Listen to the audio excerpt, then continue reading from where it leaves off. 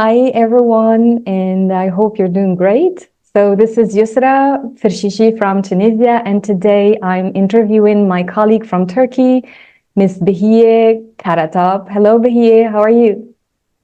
Hello, Yousra. I'm so happy and I'm so excited to be here. Thanks for inviting me to this lovely podcast. Thank you so much. So I'm so really glad to have everyone here. We have also guests present here with us. So we have Ebru and Ali, and we have others also. They wanted to join. We have Shayji now joining. So first, let me introduce the Kaizen concept. What is it first to whoever doesn't know what is Kaizen? So I have borrowed this word from a Japanese concept. And the word Kaizen in Japanese means improvement. And who doesn't want to improve in life? Who doesn't want to be a better version of oneself? Be it, let's say, on a daily basis, on a monthly basis, and like forever. So according to this, Miss Behiye Hojam, she accepted my invitation for the Kaizen podcast, which is a series of video talks with global professionals around the world. So hello, Behiye. So can you tell us a little bit, Behiye, about yourself so that whoever's listening, watching us knows who is Behiye? First of all, I owe you a heartfelt thanks for inviting me to this lovely podcast, Yousra. I feel so honored, so flattered, and appreciate the opportunity to be here and to talk about my projects, me, myself, and my experiences. Behiye Karatop, I am an English teacher for 13 years, and I first started my teaching journey in a private school. And after 3 years of experiences, I was assigned to a public school and worked in a village public school for 1 year. And after 1 year in a public village school, I was assigned to, again, Istanbul, a big city school again. And those were my experiences. And so I had a chance to work with different levels of students and different backgrounds and even different cultures of students. I think this shapes my teaching experiences and this shaped my the image and thought of teaching English. I'm an e-twinner. I've been doing e-twinning projects for 3 years, and for the last 2 years, I attended e-twinning projects as a partner. But this year, I founded my own projects. My baby Need to Talk and my baby project, and I'm so excited about that project too, and with a lovely team. I'm a facilitator also in English Together project, which is so great, and I work with really great English teachers, and it's a great opportunity. And I also, thank you, Ali Hocam. I also completed Digital Teachers Program in one of the biggest and most important universities of Türkiye. This program was based on creating your digital materials and using them in the VR, using them in the classroom, and especially using VR glasses in the classroom. That's really a great experience for us. Great. So you're going to tell us more about this VR. So am I right? It's VR, you said? Yeah, VR experience. Oh, really? Yes. I'm very excited about what you're going to tell us today about your teaching background, more about Behiye, let's say, personally speaking. So first, I'm going to start to ask you, Behiye, the first question. What made you interested in becoming a teacher? Let's start with the initial point. Was it like something that came along, let's say by chance, or did you pursue your studies in English and then you decided to be a teacher? Did you have any other plans before being a teacher, or it was just something you find yourself, kind of exposed to spontaneously? So tell us more about how Behiye Hocam became a teacher, let's say. When I first heard English for the first time, it was from my sister. She is 1.5 years older than me. And I remember very clearly that she was repeating the alphabet song, and she was writing like she was writing a maths on her notebook and repeating the alphabet song. And I was doing a coloring and drawing, but I heard her and unconsciously I memorized before her. And when I heard it for the first time English, I fell in love with it. I was a lazy student, to be honest. I didn't like to do my maths homework or science homework, but when it comes to English, it was so something else. I was doing my project homeworks with a great patience and with a great care. I really love that. So during the high school times, I decided to be an English teacher during my prep class times, because 30 hours of English in 1 week, it was like a magic for me. It was like heaven, reading in English, speaking in English, and doing some poster works or making presentation. I found my perfect place in English. And even in classroom right now, when I'm in the classroom, I feel like this is where I should be. When I was a university student, I tried doing some other jobs, but I felt like while doing those jobs, they were temporary. I know that. And I always tell myself that here, those jobs are temporary, so don't get used to them. But English, this is my life. Yeah, when I first heard for the first time English, I knew it's going to be my life, because I'm so excited when I heard English. Even in the classroom right now, when I play a game, I got excited more than my students. So I'm going to ask the same question to our guests today present here with us. So please feel free to type in the chat or just enable your microphone and tell us, when was the first time you were exposed to the English language, and how did your passion for English came along? So please feel free to share your insights with us.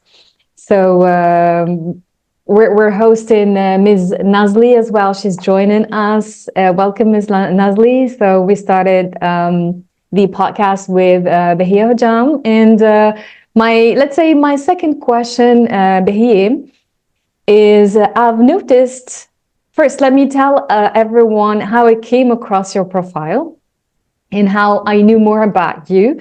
It was serendipity, which is like pure positive chance that I came across your Instagram profile.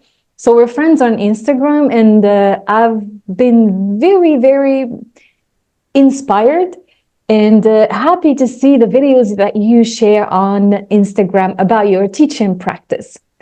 And just like I told you from the beginning, Behiye, I noticed that pure energy on your part as a teacher, and pure energy on the part of your students, because you teach young learners. And I did not hesitate a second to drop you a message and invite you to the podcast.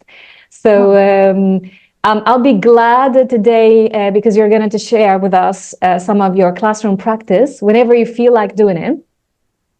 And so the first question is, it's like, what is the ideal vision for you, Behiye, about your ideal classroom, according to you, to be a good teacher and to present the best lesson, let's say, to your students? What should you do and how should you present information to your students? It's like, do you prepare your lesson and you just follow it without improvisation? Or how do you see, let's say, the energy in your classroom? I'll let you elaborate on this your own way. When I first meet a graders for the first time, especially second, third, or fourth graders, I nearly spent 1.5 hours or 1.5 months to make students get to know more about me, or get to know the language, get to love the language. This is more important. If they really have positive feelings, if they really love me, and if they really love English, even if they do a hard or difficult job, they say, oh, this is so fun. Behiye teacher is so fun. And I want them to learn English in a fun way. While having fun, they learn at the same time, because this is how I learned English. This is how I liked English. And there's a little girl inside my head still singing the ABC song. And in the classroom, if I have a busy schedule, but in the classroom, if I don't have fun, this is my motto, by the way, if I don't have fun in the classroom, they cannot have fun. Or I tell them, if it is boring for me, the lesson, this is boring for them too. And I couldn't complete the lesson. So I have fun with them too. While they have fun, then I have fun. So this hours are passing. And if you're a teacher in a primary school, it is so difficult, because I have 5 second graders and 5 third graders and 5 fourth graders. And that means that I'm repeating the same thing. If I repeat the same thing, by the way, you repeat the same things over and over again 5 times. Even if it is a very enjoyable game, you play for the first time with a great fun. But the second time, maybe you will play it with a fun. But for the third time or fourth time and fifth time, it becomes boring and boring and boring. So I'm a teacher, but I'm a little girl at the same time. When I'm playing with them, I enjoy the joy with them. So I change the topic. I change the activity. Okay, this is my topic. This is our curriculum. This is the learning objective, but I don't have to do it as the same in every class. So I find a way for myself to change the activity. In one classroom, I play one game. In the other classroom, I play another game and another version of the game. But sometimes, you know better than me, when we are preparing a lesson plan, it looks so perfect. But when we go into the classroom, it doesn't work really well. It becomes boring and boring and boring. And we have really crowded classrooms, 40 and 45 students. So enjoyable things with crowded classroom sometimes turns into a disaster. And you need to make a magical movements and change the activity. So because I have fun, I can change the activity, turn it into another thing, turn it into another game, like this. I'm so excited about knowing more about your classroom practice. So do you have any activity to share with us? Behiye is like, do you have at hand a video or something, photo, something you would like to share with us maybe? I have many. Many. But sometimes I can take videos, but sometimes if the game is so engaging and some activity is so active and the students are so interacted with each other, I couldn't take video or photo. I said them, okay, let's have fun. Ignore the video. Yeah, sure. I have many. Could you please, could you please show us one of, or maybe let's say anything you want to share with us about your classroom practice. So I will let you try to share your screen. Please let me know if you can share your screen. I prepared the video. Yes, of course. Please. I would really like to share. Go ahead, please. So I think I enabled you so that you can share your screen. Just let me know how it works. I hope you can see my screen. Yes. Mm-hmm. Right.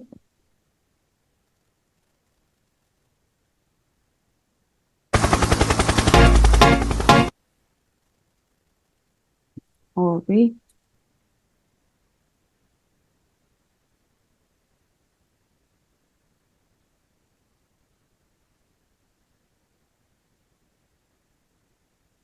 Can you see the video, Yousra Hocam? Yes, we can see it. I think everybody please type in the chat if you can see. I can see your screen and the video. Yes, please go ahead.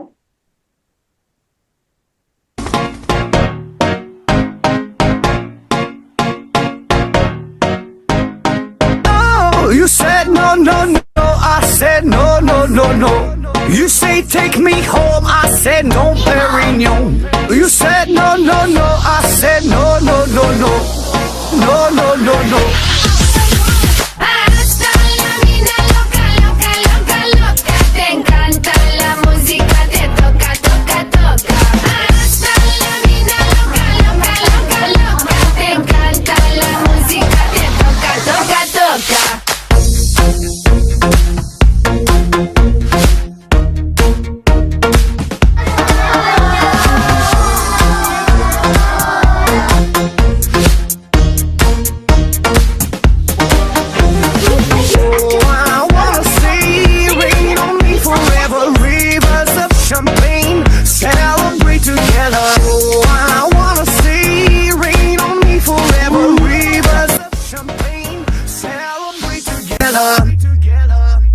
Hasta la mina loca, loca, loca, loca. Te encanta la música, te toca, toca, toca. Hasta la mina loca, loca, loca, loca. Te encanta la música, te toca, toca, toca. Hasta la mina loca, loca, loca, loca. Te encanta la música, te toca, toca, toca. Hasta la mina loca, loca, loca, loca. Te encanta la música, te toca, toca, toca.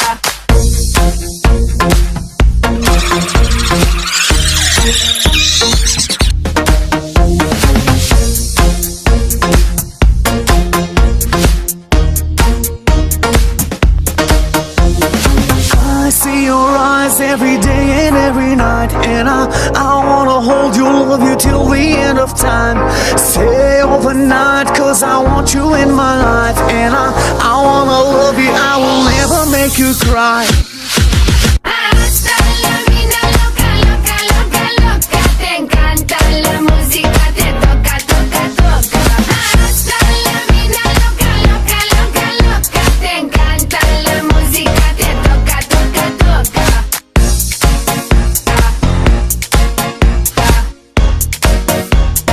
Toca, toca, toca.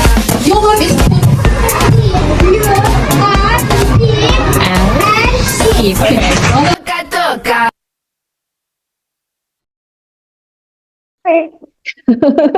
I really like the video so much, and your students are so lucky. So I took That's so cute. yeah, they are. They are so very, very, very nice to be around. So I took a few notes of some of your classroom games, maybe. So I will tell you three of them, and you're free to explain, let's say, the procedure for any one of them. It's like any teacher who considers like applying one of these games in the classroom, how are they going to conduct it briefly? So do you mind this, Behiye? Oh, of course, of course. I'll be so happy. All right, so I took note of the butter honey game, the freeze game, and the alphabet fashion. So feel free to choose either one of these and tell us how can they be conducted in class. So Butter honey game is a traditional Turkish game we used to play as a kid. And during Talk project, our e-twinning project, one of the members is here, by the way. Nazlı teacher is listening. I should say that I love her so much. hello. Hi, Miss Nazlı. With our e-twinning project team, this month we decided to play traditional games. So every teacher took a video of a traditional game, and I used selling butter and selling honey game, and we used to play like crazily when we were kids. So the students sit in a circle, and they choose one of them is the it, and the it has a napkin on her head, and she's singing, selling butter and selling honey. My master died selling hello. Tinky, winky, easy, easy. Turn back and look carefully. But when he or she say turn back and look carefully, she drops the napkin. And the other student turns back. If he sees that there's a napkin there, he grabs the napkin and runs after the it. If he or she catches the it, he survives. But if he or she couldn't catch the it, that means he is or she is the next it. So they play over and over again. That is lovely. Yes. Oh, Could you please? And fashion game is this year's our fashion. My students had a difficulty in understanding second grade is the alphabet. Especially there are some letters who are really similar and who are really challenging when compared to the Turkish alphabet. Because we said E and it is E, and there is E in Turkish, but we say I for it. And we worked really on it, but they couldn't understand the differences and they couldn't recognize the letters. So we planned an alphabet fashion. Each student was decorate a costumes depending on a letter, and they write so many vocabularies starting with that letter. And before the fashion show, we were in the classroom. We discussed the letters. We read the letters. We read which letter and what is there on the jacket, or if he designed a hat or whatever. And then we go to the garden and make your dance and make your move and fashion show. After the fashion show, I wanted them to choose 15 friends and write his or her vocabularies. What are they? And then we had a quiz time, and then we had extra many things after the fashion show. So after the fashion show, they really could be able to differentiate the letters. So it helped them. That's really very exciting to hear about it and to see it in the video. And I can see some of the comments of your colleagues in the chat. It's like you are really inspiring many of your colleagues, and I guess it's like vice versa. But I think it's like collaboration is key here. As I've always seen in the video, is like you interact with other teachers as well in professional development. And so this leads me to ask you the third question, Behiye, which is, how far do you believe in the importance of professional development in the teacher's career path?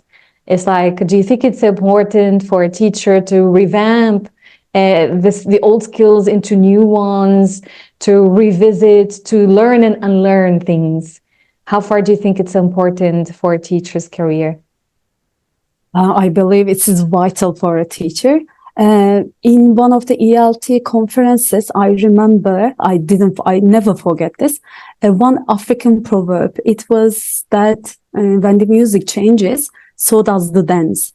So I am a teacher who wants to be on the dancing playground, dancing floor all the time. So when the music changes, I don't want to stop. I want to continue the dance.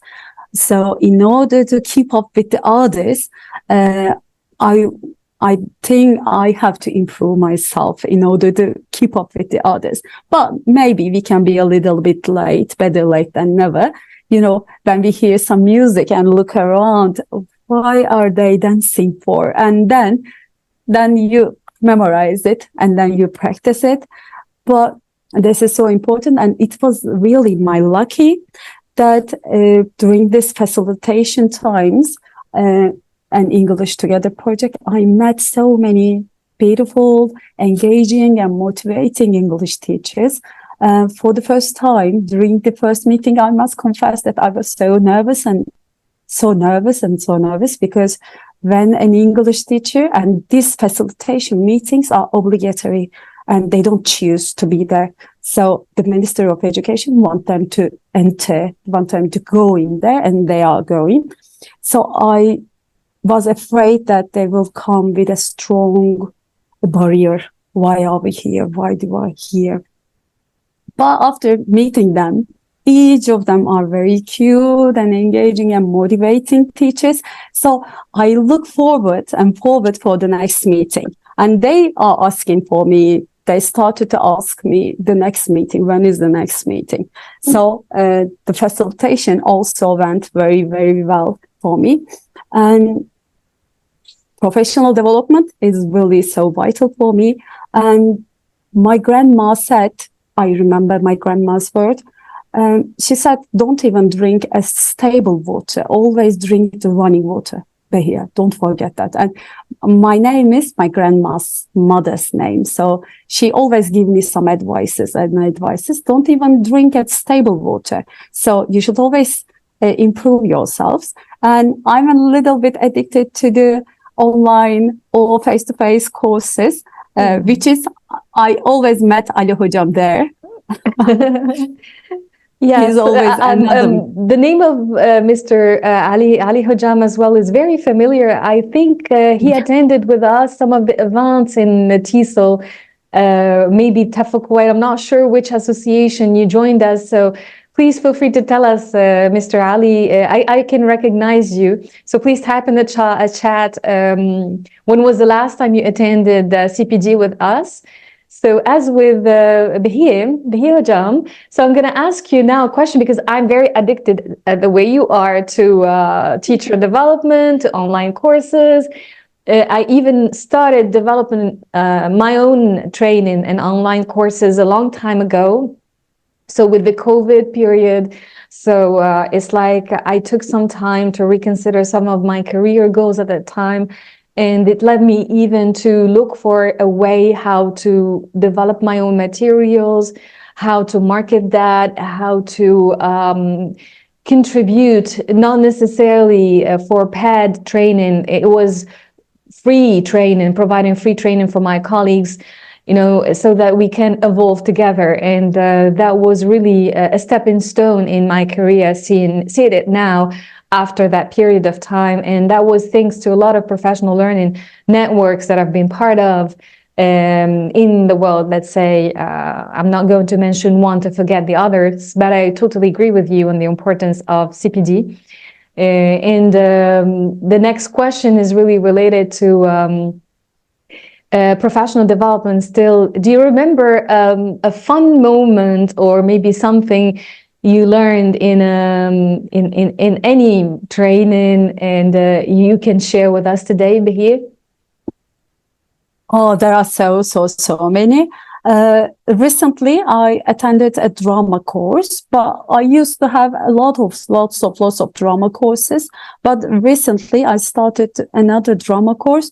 And we play so many games that I want to moderate them. I want to use them in my classes, but I cannot choose which one because nearly we play 10 or 15 games. And sometimes I choose 5 of them, but I still think about the other 10 of them. And I remember P4C course. I couldn't be able to use P4C because I'm a primary school English teacher. P4C is using philosophy for children, but primary school students are not so useful, are not so suitable for the P4C. I hope I will use them another time. And in any courses, there are so many courses. I know it's okay. The last one of them, I attended an ELTA conference in Kayseri.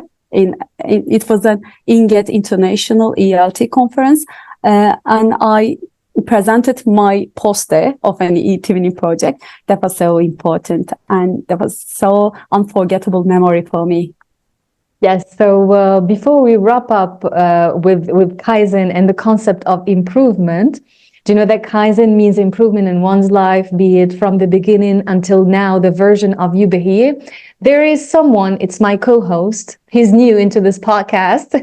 He wants to ask you a question. So I'm just going to play the video and let's listen to his question and see what kind of question does he have for you? So are you ready, Behiye? And everyone else? I am. Okay. So I'll start by sharing my screen and okay, so let's see. And he will introduce himself, okay? So let me know if you can hear him well. No. So. Hello, Behiye.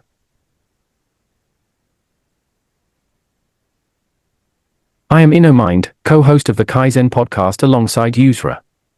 It's been truly enlightening to hear about your journey and experiences as an English teacher. As we have tackled the philosophy of Kaizen, I'd like to wrap up our conversation with a question that reflects on the impact it may have had on your life. In the field of education, the theory of Kaizen emphasizes constant improvements. Could you share with our listeners how embracing the principles of Kaizen has influenced your approach as an English teacher? In other words, how has this philosophy shaped your teaching methods, your interactions with students, and perhaps even your personal growth? Thank you for sharing your thoughts with us. Thanks so much for the question. And he pronounced Behiye so nice. And so as before the meeting, I really read the Kaizen's number 10 principles. And number 1 principle was never stop learning. And this is my life motto, but not just for my professional life. This is also for my private life also. And if you're being a teacher, that I think it means being an infinite student, because there's too much things to learn, because the technology and the students, we need to keep up with them. And so this is my life motto, never stop. Like my grandma said, don't even drink a stable water. Always keep up with everyone, keep up with everything, keep up to technology, and do what you like. This is my dream job. And English has always been my dream job. And I really wanted to be an English teacher so much. And there's a cliche word and cliche questions, if you met 15 years of younger or 20 years of younger yourself, what would you say to him or to her? And if I met 20 years of younger Behiye, I want to say her that, okay, I achieved your goal, I achieved your dream, and I'm trying hard. I'm trying hard not to fail you, not to heartbroken you. And I think I'm responsible for myself, not for anyone, not for anybody, not for the parents, not for the students, more than I'm responsible for myself. And I'm doing all of this, not for the appreciation, because I like. This is where I should be. This is because this is what I really want to do. And one colleague, I remember, do we have time? Yeah, of course, we still have time. Yeah. I remember one of the colleagues just started a project, and she couldn't get enough appreciation from the principal. And she told me, and she saw me, and she said, Behiye, you've been doing projects for years, and the principal didn't even appreciate me for doing this. And I said, I don't need an appreciation. I'm doing just for myself, because I had fun while doing that, because I see the growth in my students. Because while you start a project and after you finish the project, the students, it changed really a lot. And even the way they walk on the stage, even they walk in the school, even they walk on the corridors change. Their behaviors changed, their self-confidence changed, everything changed. So that is my pleasure. And I believe I have really very strong intrinsic motivation inside me. So I don't need any parents to say, Behiye teacher, you're the best teacher. They appreciate me. But if they appreciate, of course, it really means a lot. And when I get your message and you wrote, Behiye teacher, I saw your works and I appreciate them, I felt so much flattered, like someone pats me back. Yeah. So you pat me. You deserve that. I owe you a heartfelt thanks. But we are so doing much. all of these things just because we like our job. So I like my job so much. And I think from years and years after this, I don't lose my motivation. I think the profession that we're doing, all of us, myself included, even the podcasting, apart from teaching, I'm doing it like a work of heart, not a work of art only. Is like I'm putting all heart and soul into what I'm doing. Sometimes it's like the podcast is open to global professionals from around the world. And still, It's not really very, very visible to everyone, but I'm doing this just for the quality that I'm doing it. I'm not doing it for the quantity to have like an audience beyond what is expected, like in conferences.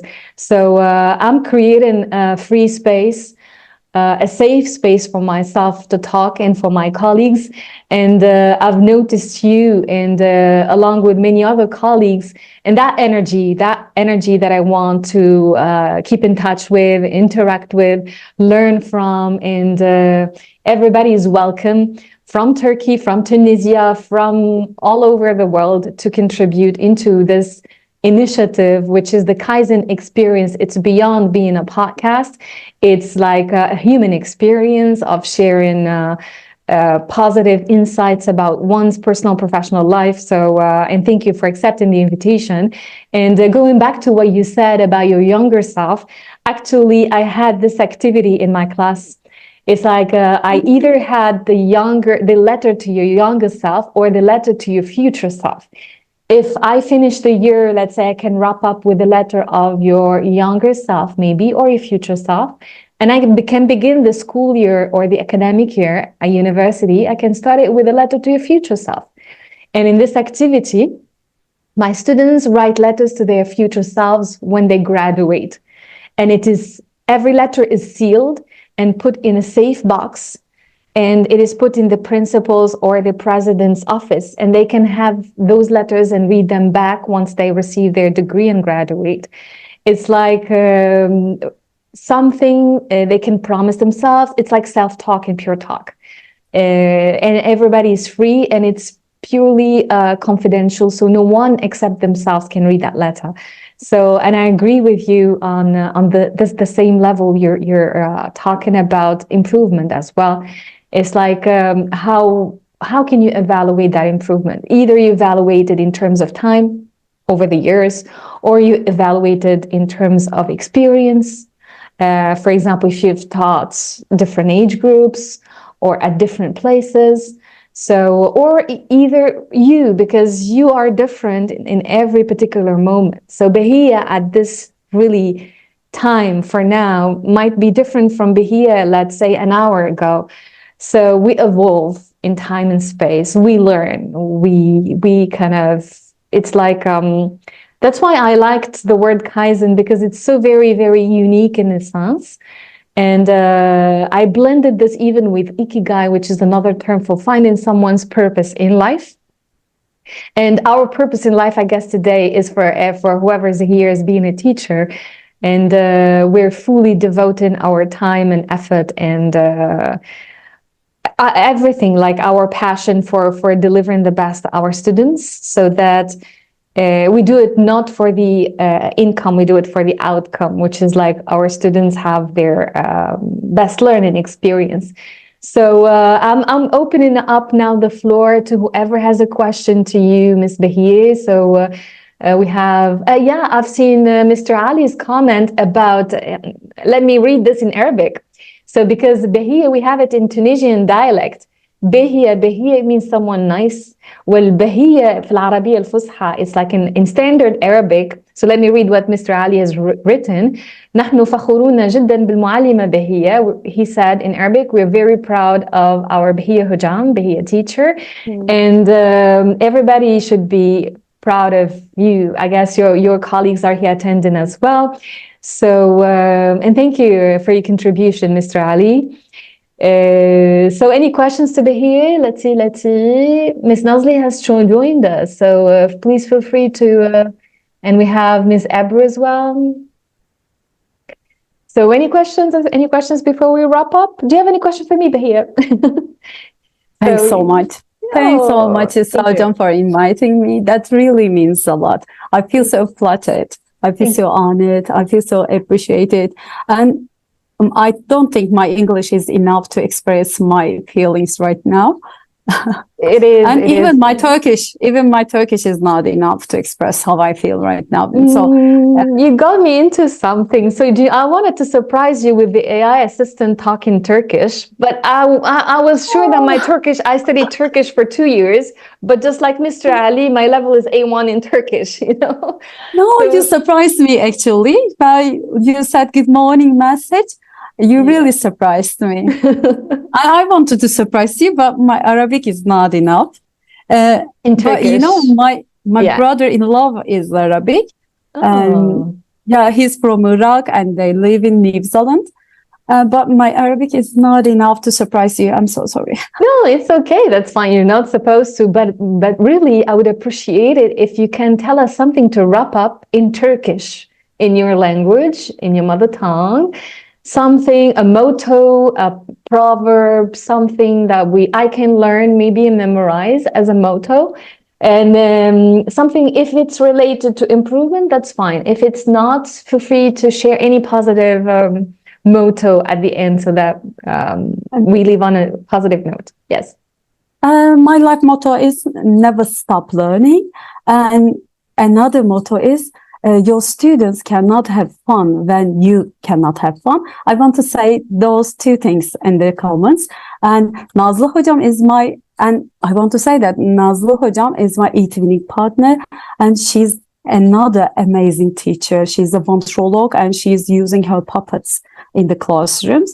And Ali Hocam, Ali Hocam is in every online courses, it's every online TESOL meeting. He's everywhere, and he's an amazing teacher.